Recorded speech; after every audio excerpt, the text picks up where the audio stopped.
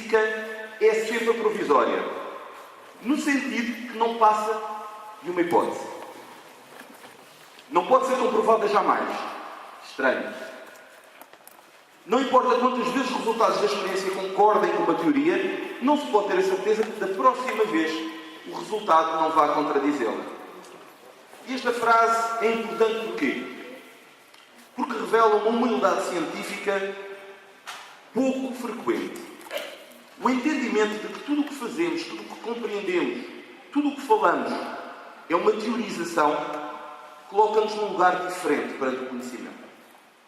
Não podemos assumir jamais que a teoria que defendemos, o conhecimento que, entretanto, vamos de alguma forma internalizando, o conhecimento é uma coisa muito diferente de informação. Nós, frequentemente, temos muita informação, mas o conhecimento não existe na mesma proporção. Porque o conhecimento é uma informação que, entretanto, é internalizada, é transformada e modifica a nossa maneira de ser e de agir. Quando compreendemos, efetivamente, que toda a informação que temos, teorética, naturalmente, pode ser alterada de um momento para o outro, começamos a ver a perspectiva um bocadinho diferente. A nossa percepção torna-se também diferente relativamente a tudo isto. E, como tal, aquilo que hoje trazemos, como todos os trabalhos apresentados, visa essencialmente uma visão pessoal, um ponto de vista, uma teorização relativamente aos dados que temos atualmente. Mas sabendo também que no futuro eles podem ser de alguma forma comprovados um pouco mais, ou podem de alguma forma também ser alterados por novos conhecimentos. Allan Kardec foi muito interessante, como é costume, um bom senso encarnado, como chamava Flammarion, dizendo que as coisas começam com ele, as coisas não acabam com ele. Há uma necessidade constante de teorizarmos, de descobrirmos, baseados sempre em coisas que nos são absolutamente essenciais, como são, neste caso, as pedras basilares da doutrina espírita, mas nas quais nós podemos também, de alguma forma, teorizar, compreender, analisar e também nos transformar, como é evidente. Aliás, esse é o ponto mais importante. E gostaríamos de começar por dizer, deixem-me dizer se este videozinho funciona, já vi que não. Funciona. Estas coisas, não peguei a música, atenção. Um fenómeno interessante. Estamos a falar de unidade, portanto pode ser de alguma forma uma música celestial que entretanto tenha surgido por aqui. Mas efetivamente só estava a fazer o vídeo funcionar ali. E queria-vos trazer uma experiência.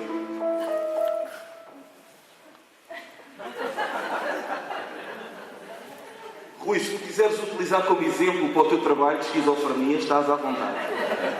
Não há problema nenhum. Porque, de facto, estou a começar a ouvir coisas e a ver coisas que, se calhar, não têm apenas a ver com mediunidade. Gostaria de vos trazer uma experiência, sei que têm sido, de alguma forma, saturados com tantas experiências ao longo dos 2 dias, mas mais uma para acrescentarem também àquilo que levam daqui. É uma experiência muito interessante, que foi realizada em 2008, mais precisamente em julho de 2008, na Pensilvânia, mas que os resultados só vieram a surgir no ano passado. Uma experiência muito interessante que foi conduzida por 5 investigadores, 5 neurocientistas, em nome de 4 universidades que estiveram presentes, neste caso a Universidade Federal de João Pessoa, a Universidade Federal de Goiás e a Universidade de São Paulo. As 3, obviamente, do Brasil.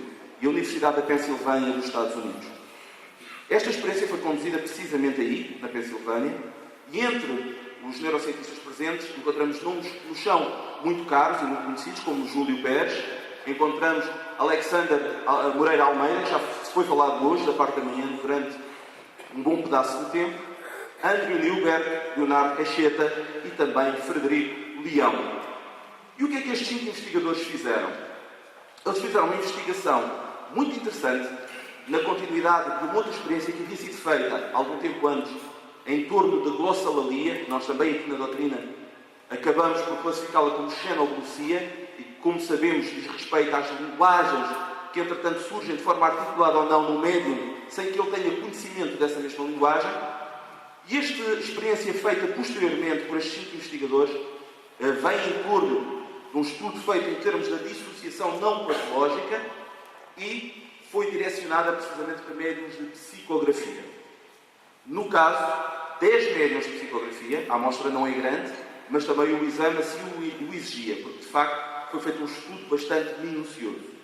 Desses 10 médiuns, qualquer um deles psicográficos, foram obviamente escolhidos dentro de parâmetros muito rígidos, entre eles que fossem caucasianos, neste caso para ser uma amostra completamente igual, qualquer um deles destros, para sabermos que as áreas cerebrais utilizadas e os lobos escolhidos seriam os semelhantes, que fossem efetivamente médiuns, alguns deles com mais de 20 anos de atividade mediúnica e outros com menos desses 20 anos, para serem divididos em 2 grupos, e que fossem também, à margem de tudo aquilo que era possível, e foram feitas várias escalas, protocolos e entrevistas, para se saber que eles efetivamente não possuíam nenhum transtorno do ponto de vista mental, que fossem pessoas que tivessem uma boa convivência social, que tivessem uma orientação correta perante a vida, dentro daquilo que é possível apurar, e dentro dessas pessoas, ora, pelo que eu vos estou a dizer, relativamente ao equilíbrio e à falta de transtorno mental, já podemos de alguma forma tirar uma conclusão, é que este recrutamento não foi feito na Assembleia da República. Tirando isso, eles foram então divididos em 2 grupos, sendo que um deles então era feito por médiuns com experiência, médiuns que estavam há mais de 20 anos na doutrina espírita e com produção psicográfica de pelo menos 18, entre 10 e 18 produções psicográficas em termos absolutamente mensais. A qualidade das mesmas não é incluída no trabalho, sendo que o segundo grupo teria pessoas com um tempo na doutrina inferior a 10 anos e com uma produção psicográfica de até 2 psicografias por mês. Sabemos que estes módulos são muito rígidos, não contam com uma série de fatores, como é evidente. Há aqui uma série de variantes que não são tidas em conta, qualidade, obviamente, conteúdo moral das mensagens, mas é um estudo diferente. E quando estes 2 grupos foram escolhidos, também foi escolhido um método para fazer essa avaliação relativamente aos médios. O método escolhido foi o método SPECT, que não é mais do que uma tomografia computadorizada por emissão de fóton único, que foi escolhido precisamente por oferecer as qualidades não invasivas perante os médiuns que podiam trabalhar de uma forma tranquila, de alguma forma recatada, como o encontrariam num espaço como o Centro Espírita, por exemplo. Depois eles levaram, obviamente, um contraste radioativo para estas situações serem avaliadas e foi medido, neste caso, a quantidade ou não de irrigação cerebral das funções que, entretanto, tinham produzido. E foi decidido que produzissem 2 coisas. Uma, um texto em estado de consciência dita normal e outra, num estado de consciência dita, neste caso, alteração da consciência, neste caso, transe. Foi decidido, então, que produzissem textos dentro das 2 situações. E realmente o que foi encontrado acabou por ser muito interessante. Porque entre os médiuns mais experientes, dentro das situações em que eles classificaram como tinham atingido o estado de transe, o estado alterado de consciência, houve uma hipoperfusão, ou seja, uma diminuição da irrigação sanguínea de áreas consideradas importantes para a produção, neste caso, escrita. E atenção que os textos foram também analisados por um doutorado em literatura e em linguística, que conseguiu, desde logo, sem grande dificuldade, dizer que os textos produzidos em condições de estado alterado de consciência eram bastante mais complexos, eram bastante mais ricos do que aqueles produzidos num estado de consciência dita normal. Ora, o que se esperaria aí é que houvesse um aumento bastante significativo da irrigação sanguínea em pontos tão específicos como o pulmão esquerdo, o hipocampo esquerdo, o giro occipital inferior esquerdo, e em todos eles, entre tantos outros, e em todos eles, efetivamente o que aconteceu foi uma hipoirrigação, ou seja, estas áreas não receberam o mesmo aporte sanguíneo que receberiam ou que receberam em situações em que efetivamente não estavam em estado de transe. A matéria em estudo foi interessante. As conclusões também, muito embora os investigadores tenham dito, posteriormente a esta experiência, seria necessário fazer muitas outras para tirar conclusões mais corretas relativamente àquilo que, entretanto, aqui foi ventilado. No entanto, pegando no livro dos Espíritos e chegando à pergunta 226, se estão bem recordados, eu sei que estão, todos vocês têm a pergunta e a resposta na ponta da língua, não é? Kardec tenta fazer uma correlação. Em forma de pergunta faz uma correlação. Pede para os espíritos fazerem uma correlação entre o avanço moral e o desenvolvimento mediúnico do médium. E os espíritos dizem que essa correlação, na forma de atuação da mediunidade, não existe, porque a mediunidade é uma predisposição física, onde existe uma organização física por trás dela, sendo que a utilização, a forma como essa mediunidade é utilizada, essa sim, independe muito da condição moral do médium. Neste caso, e sabendo que têm que existir, obviamente, ligações entre o espírito e o corpo, naturalmente que nós chegamos ao cérebro, chegamos a experiências como esta que nos podem ajudar a identificar o que é que efetivamente é consubstanciado no corpo físico e aquilo que não é. Porque todos nós sabemos que o cérebro é um aparato fabuloso, inacreditável, que está sempre connosco apoiando-nos até, como a Alexandra nos disse da parte da manhã, não sei se ela ainda cá está, até que nos apaixonamos. Não é? Portanto, o cérebro vai funcionando muito bem até que nos apaixonamos. Mas, tirando essa parte, temos que concluir também que aquilo que está presente e aquilo que, em termos académicos, nós classificamos como funções cerebrais, ultrapassam-no em muito. E a maior parte dessas funções são eminentemente mentais. Portanto, quando falamos de memória, que é um dos temas da palestra, em termos académicos, nós sabemos que é considerado uma função psíquica, de aquisição, organização, também de retenção, de invocação de eventos, entretanto, ocorridos. E sabemos também que a percepção é classificada como uma função cerebral, mas é muito mais do que isso, de recolha de informações sensoriais e classificação das mesmas para nos situar perante o mundo externo. No entanto, tendo esta noção que temos relativamente não só àquilo que é mais importante no homem, que é a sua parte perene, e sabendo, obviamente, que o tempo é muito mais do que aquilo que nós consideramos como tal, isto ajuda-me tremendamente quando me avisarem que faltam 10 minutos, não é? Eu vou defender aqui o máximo possível a ideia de um tempo em termos cíclicos, em termos redondos, e não uma linearidade que surge apenas com a moral judaico-cristã, através de Agostinho de Hipona, e vou tentar, obviamente, que ninguém me diga que faltam 10 minutos, porque eu posso sempre, de alguma forma, argumentar. Não, o tempo é curto, faltam 10 minutos. Aliás, eu ainda nem comecei a falar, não é? Portanto, isso vai-me ajudar ao longo do trabalho exposto. Mas, voltando à experiência, faz-nos pensar numa série de coisas. Faz-nos pensar, por exemplo, que apesar de tudo aquilo que é necessário para que o fenómeno da mediunidade venha a ocorrer enquanto aqui estamos encarnados, há muitas coisas que funcionam de uma forma diferenciada relativamente àquilo que era esperado da nossa resposta bioquímica, da nossa resposta física perante a situação. E neste caso, ao percebermos que os médiuns têm uma menor irrigação cerebral quando numa situação de transe do que numa situação de consciência normal, nós percebemos também que a memória que utilizamos, que a percepção que fica ampliada no processo medianímico, ultrapassa em muito a organização biológica, a organização física. E aqui temos que pegar também nos conceitos que são passados, tanto por Jorge Andréa como por Hermínio Correia de Miranda, relativamente ao nosso cérebro, ao nosso sistema nervoso central, serem, em muitos aspectos, elementos de redução muito mais do que de ampliação. Ou seja, quando encarnamos, o nosso cérebro serve como um elemento de redução de tensão psíquica.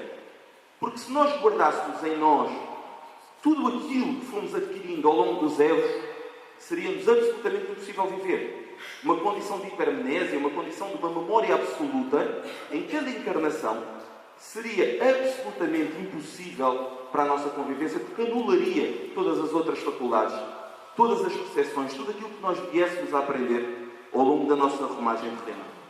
Portanto, é tão importante que haja uma diferenciação entre uma memória profunda, que faz parte da individualidade, que nos acompanha ao longo de toda a nossa trajetória, que faz parte do inconsciente quase que impossível de atingir, e enquanto existe uma memória de trabalho que nós possuímos em cada encarnação, que nos ajuda ao longo dessa encarnação, que, chegando ao momento da nossa finitude física, é arquivada como um centro de arquivamento e passa a fazer parte da nossa memória global. Existindo, então, um apagar, entre aspas, porque nunca nada é apagado, isto é o mais interessante em tudo isto. Existindo, no entanto, uma obnubilação, é uma palavra complicada também, obnubilar, das nossas capacidades mnésicas e, efetivamente, lembrarmos apenas daquilo que é absolutamente essencial para a encarnação na qual vivemos. Isto é defendido, obviamente, não apenas para Hermínio Correia de Miranda e por Jorge André, como é evidente, mas, no seu caso em particular, cria uma teoria bastante interessante relativamente a como a nossa memória é construída.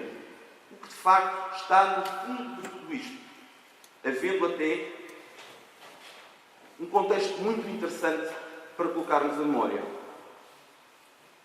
Aristóteles, aqui o nosso grande amigo, faz-nos também referência ao que no instante presente é uma ligação entre o passado e o futuro.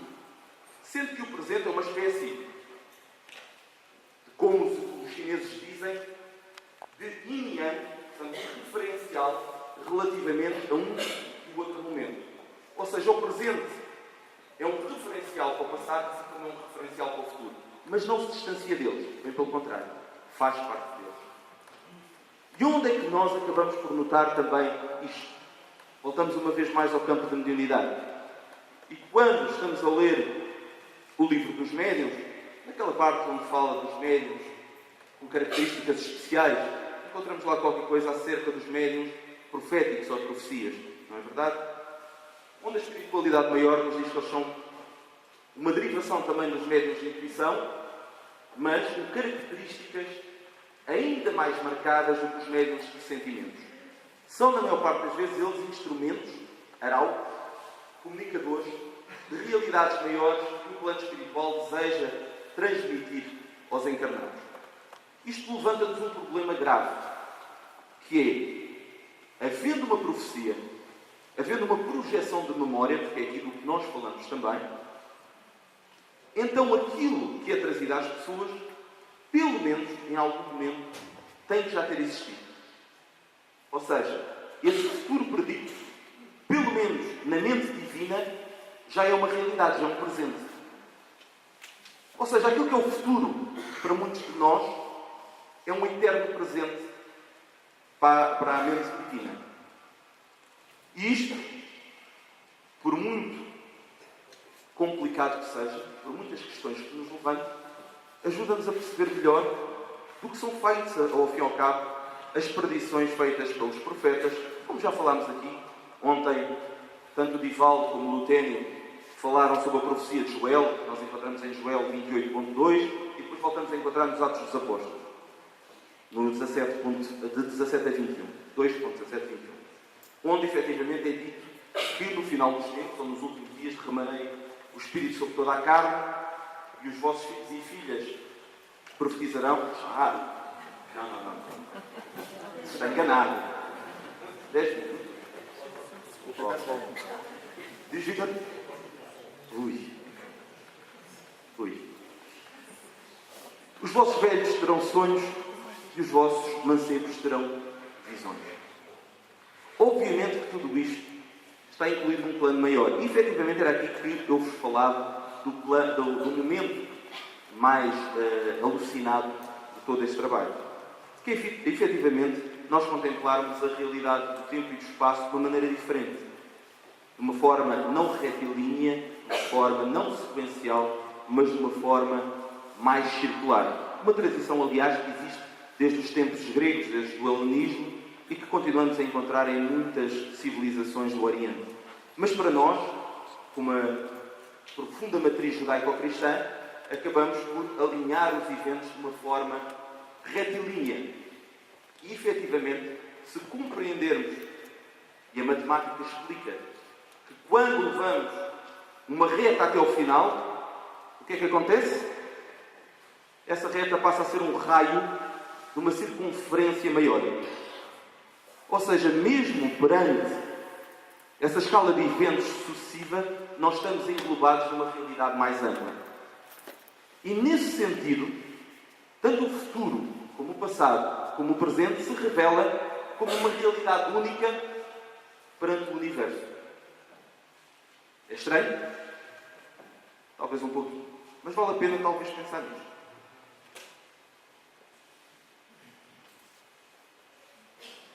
Eu vou saltar à frente, já que o tempo não é muito grande. Esta imagem que aqui trago tenta representar uma coisa. Já ouviram falar nas pontes de Einstein-Rosen, conhecidas também como wormholes ou buracos de verme. Muito bem.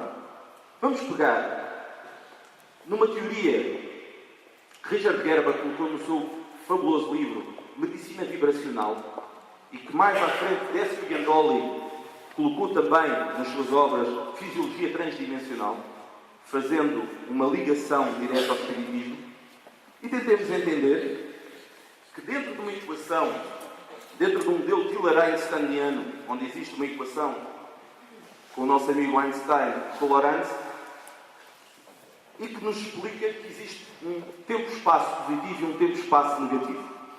Esse tempo-espaço positivo constitui o mundo físico, onde as coisas ocorrem a uma velocidade abaixo da velocidade da luz, passo pleonasmo.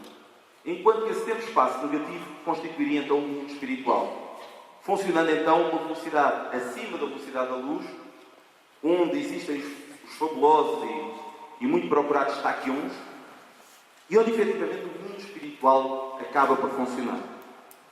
Nós dizemos assim, ok, mas isso são teorias. E a doutrina espírita no meio disto tudo? Ok. Peguemos no livro dos Espíritos.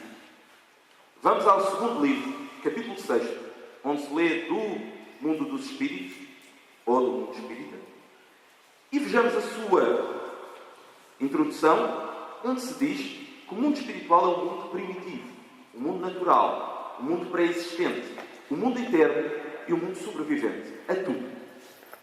E depois estas questões são analisadas com mais profundidade nas perguntas 84, 85 e 86 do mesmo capítulo, onde os espíritos nos ajudam a explicar, ou pelo menos nos ajudam a entender, de que o mundo espiritual independe do mundo físico, ou seja, ele poderia continuar a existir mesmo sem haver um mundo físico. No entanto, ele acaba por influenciar e ser influenciado constantemente pelo mundo físico. Mas ele é persistente e existe à margem dele próprio. E ele é eterno. Eterno, segundo a definição maior da palavra, quer dizer sem princípio e sem fim. Nós às vezes dizemos que somos espíritos eternos. Há um erro nessa elaboração. Se nós fôssemos eternos, não tínhamos tido um princípio, nem teríamos um fim. Nós somos espíritos imortais. É uma coisa diferente. Eterno só Deus é. Portanto, dentro desta conceituação, não se torna difícil integrar esta teoria que Décio Gandolli o faz na fisiologia transdimensional e nos ajuda a perceber que o tempo e o espaço são então muito mais relativos do que aquilo que nós pensamos. E se nós, no processo mediúnico, estamos a funcionar também com inteligências do outro lado da vida, o tempo realmente é muito relativo. Querem um exemplo? Deem a mão à pessoa que vocês amam durante 30 segundos. E depois, deem a mão a um ferro em brasa durante 30 segundos. E depois digam-me se é a mesma coisa. Ok? Portanto, realmente a relatividade aqui está acima de tudo o resto. Os 5 minutos comprovam-me também. Mas dando um salto quântico relativamente à exposição, porque eu já estou a ser loquaz, e isso é o que eu não pretendo ser, há efetivamente algo que é absolutamente extraordinário na questão mediúnica. É que a mediunidade acaba por ser uma ponte de Einstein-Rosen. Esse local teórico que os físicos teóricos procuram constantemente no universo, mas que existe em todos os seres. Em todos os seres que estabelecem relações mediúnicas com outros seres. Abrindo multiversos, abrindo várias dimensões de vivência, sendo capazes de ligar o passado, o futuro e o presente. E se há conteúdo consolador também na doutrina espírita, na sua avaliação que faz da mediunidade, é precisamente isto. É juntar as imagens, as presenças, as figuras, as experiências do passado, concluir um futuro através de um presente bem vivido e viver num eterno presente de bem, esperamos nós. Porque também nos responsabiliza. Porque tendo a noção de que a mediunidade nos amplia a percepção e nos abre os campos maiores relativamente à memória, que vai para o passado e para o futuro, então nos obriga a um comportamento moral absolutamente diferenciado. Porque quem viveu mal sente o impacto do mal no presente. É uma memória constante. Uma memória que é avivada não só por si, mas também por aqueles que à sua volta sabem tudo aquilo que aconteceu, naturalmente, por todos nós que trabalhamos em conjunto. E o futuro mescla-se também com este passado culposo e com uma realidade do presente que efetivamente ainda não está diluída no avanço moral. Contudo, a vivência do bem, a libertação de um conteúdo moral mais correto, permite-nos abarcar o passado e abarcar o futuro, com todas as figuras, com todas as presenças de um lado e do outro, e efetivamente vivermos de uma maneira correta, tranquila e consoladora. Porque estamos sempre juntos daqueles que amamos. Neste sentido, perdoem-me o delírio, eu considero a mediunidade também como uma ponte interdimensional de ligação entre o passado, o presente e o futuro. Entre todos os seres que já foram, os que são e os que virão a ser. E se isto poderá um dia ser explicado pelos hipernúmeros, poderá ser explicado pelos taquions, poderá ser explicado pela ciência, provavelmente também poderá ser explicado pela filosofia ou por outras formas do conhecimento, que são tantas. Mas mais importante do que tudo, poderá ser explicado através do nosso coração, através da nossa percepção da globalidade, das ligações entre todos os seres. Absolutamente todos os seres. E isso efetivamente vai nos dar uma noção diferenciada e uma conclusão maior relativamente a todo este processo que é a mediunidade. Vai-nos abrir os campos. E já agora está cá o Teiga, está cá tanta gente que gosta tanto dos artistas, e nós temos tido momentos tão grandes artísticos, se calhar quem melhor compreende isso são efetivamente os artistas. Shakespeare foi o Otelo a dizer: ó tempo, não enganarás as minhas mudanças. Não farás com que essas pirâmides que agora reconstróis e que a mim não me geram nem estranheza nem novidade, são apenas as mesmas travestidas com outras roupas. Ou quando Lewis Carroll, no seu Alice no País das Maravilhas, coloca a Alice a falar com o coelho, e a Alice diz ao coelho: qual é que é o tempo da eternidade? E o coelho diz: às vezes dura apenas um segundo. Dando-nos a noção da relatividade do tempo. E, efetivamente, dentro da mediunidade, que é isso que nos traz hoje, essa percepção global acaba por desaparecer. Nós deixamos de ter o relógio para aprisionar o tempo. Todos nós sabemos que eu estou aprisionado por ele, naturalmente. O relógio deixa de ser o instrumento de confinar o tempo, porque o tempo é muito mais do que isso. Efetivamente é algo que se amplia, que se vive, que se mantém constantemente. E a nossa memória abarca tudo isso. Uma memória que se vai estabelecendo ao longo dos tempos. Quanto tempo é que ainda tenho? Stop. É isso? Okay. Então, já que o dia foi feito também de tantas homenagens, eu gostava também de deixar aqui uma homenagem por alguém que eu posso dizer sem embargo da verdade, pelo menos da minha verdade. Talvez tenha sido o pensador mais marcante em torno destas questões. É alguém da doutrina espírita. É alguém que regressou recentemente ao mundo espiritual e que tantos livros tem escrito sobre isto, ao nível do Friedrich J. Capra, ao nível do Stephen Hawking e de tantos outros. Escreveu livros como Eu Sou Camille de Desmoulins, As Sete Vidas de Fenelon, Diversidade dos Carismas, Alquimia da Mente. a memória útil. Estamos a falar, obviamente, de alguém que nos merece um grande respeito. Hermínio Correia de Miranda, que é o inspirador, obviamente, desta minha pequena loucura, num sábado à tarde, num domingo à tarde, não é? É o que eu digo. E que, efetivamente, estudado, com o cuidado que merece, nos pode, de alguma forma, se calhar aumentar perguntas. Mas a doutrina começou com perguntas. E, portanto, se tivermos constantemente uma pergunta a colocar, se evitarmos navegar constantemente apenas com a terra à vista e decidirmos uma vez, pelo menos que seja, avançarmos no mar escuro e tentarmos conceber a realidade de uma forma diferente, porque o caminho feito só nos trouxe até aqui, talvez consigamos conceber a realidade de uma maneira mais justa, mais correta e mais amorosa. Portanto, a minha mensagem para hoje relativamente à mediunidade é precisamente esta. Ela é um canal de ligação entre todos os momentos da nossa vida. Ela amplia-nos todas as nossas memórias, ela abre-nos os campos perceptivos. E, obviamente, que através dela ganhamos a consolação óbvia daqueles que nos amam permanecerem connosco ad eternum, porque a morte já morreu. Grato pela vossa atenção.